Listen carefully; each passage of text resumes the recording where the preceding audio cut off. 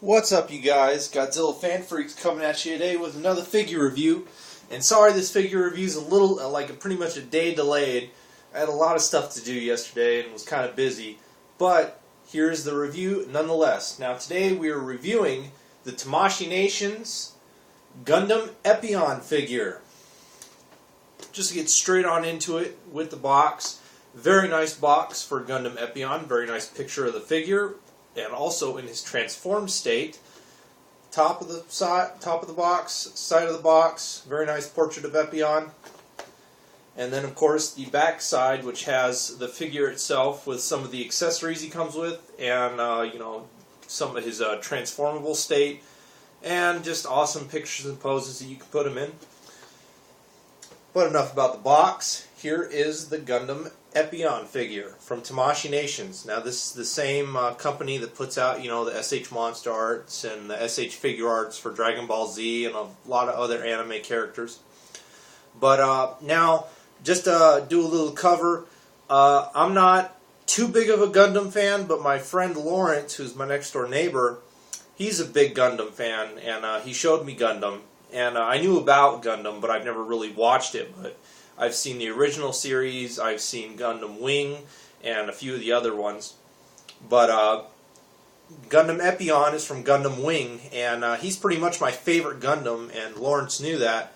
So he ended up picking up this guy for my birthday this year. Another good thank you to him. This is an awesome figure. I'm just going to go straight on into it with detail and paint job. Paint job for Gundam Epyon, a very nice maroon red, pretty much all over his body. Then you have very nice grays. I love the green highlights. Now granted, none of the green on him is translucent, but it looks good nonetheless. He's got green in his eyes, green in the chest, green along his tops of his feet here. Very nice goldish yellow claws on his forearms. A very blackish, kind of a gunmetal color for his hands, and then a black for his kind of back area here, as well as some of the metal panels along the wings here, and then around his waist, some black pieces. His back, his chest, his head also has a little bit of mixture of black. Very nice. And overall detail, how much detail can you go in for as far as a robotic battle suit, more or less? Very nice detailing. I love Gundam Epyon just because, just the look, just the face. I like the way he looks. He looks very evil, almost demonic, dragonish. I'm a big fan of dragons, and that's what pointed me out to Epyon at first. Was he kind of had that dragon look. And the way he transforms, he kind of transforms into a dragon-type ship. And that's pretty cool. But just very nice, very nice fine lines and grooves along all the metal panels. I mean, his horns on the head and everything. The wings are very nicely detailed. Just, again, for a robotic suit, he's mainly all smooth with, just all the little grooves and lines to represent all the metal panels and everything and such like that. Very nice detailing on the claws. But just very nice detail all the way around with this guy. Now, as far as articulation goes, of course, Tamashii Nations, with all their figures that they pretty much do, and with the Gundam line is no exception, there's a lot of articulation.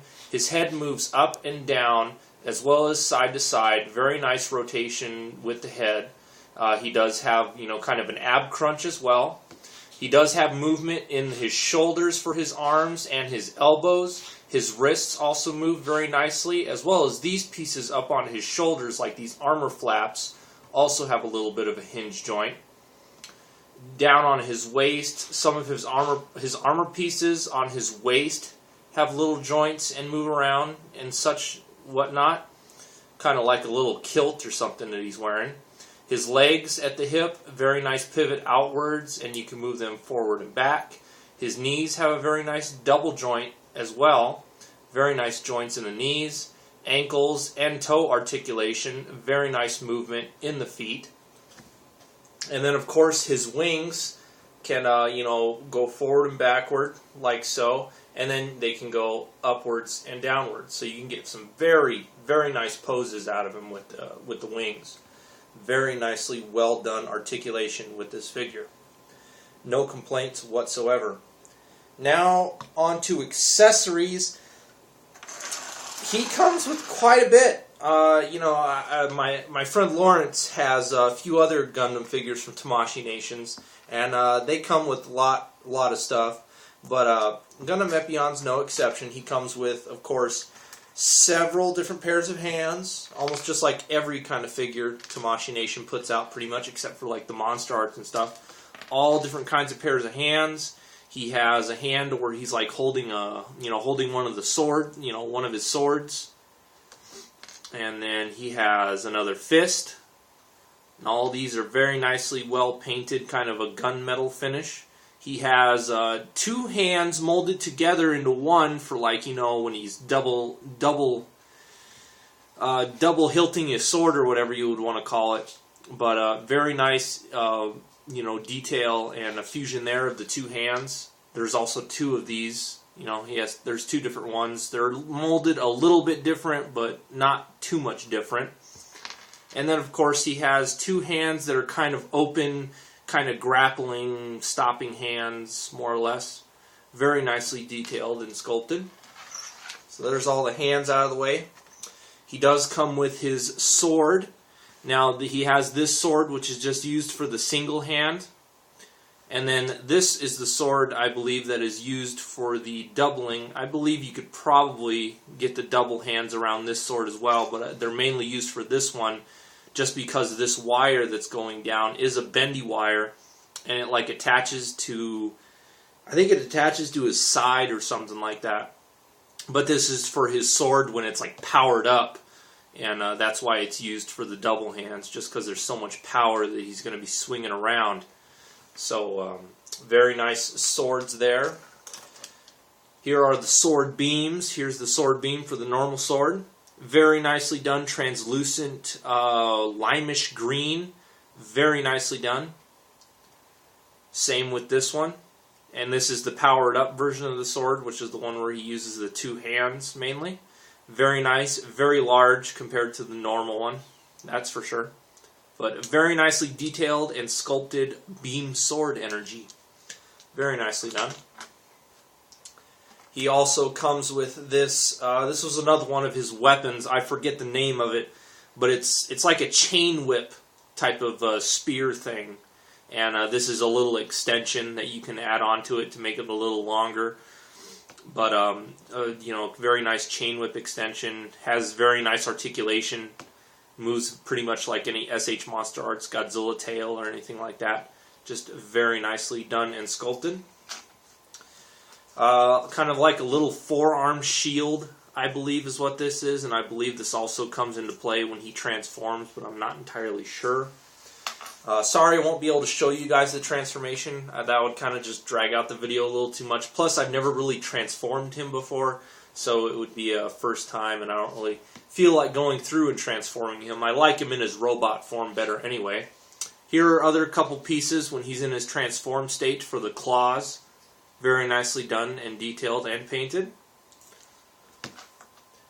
Here are kind of, I believe these are the two dragon type heads in his transformation state. Very nicely done. They're pretty much his feet, just molded and transformed in a different way. Very nicely done though. And then all these other little pieces are, I believe, are also part of his transform state. I really don't know what to call them, but I mean, you have this piece here, which is a very nice light gray with the red. You have this piece right here. And then you have this piece, which almost looks like the end clip to the power sword. I know that probably latches on and goes somewhere. And then you have these little tiny thrusters right here, which are very nicely done. And then, moving on to the last thing we will go over with Epyon is scaling. I don't have any other Gundam Tamashii Nations figures to scale him with, just because, again, I'm not too much of a Gundam fan. My friend Lawrence got me this figure, but I will size him up with the SH Monster Arts Godzilla. And, of course, sizing is off.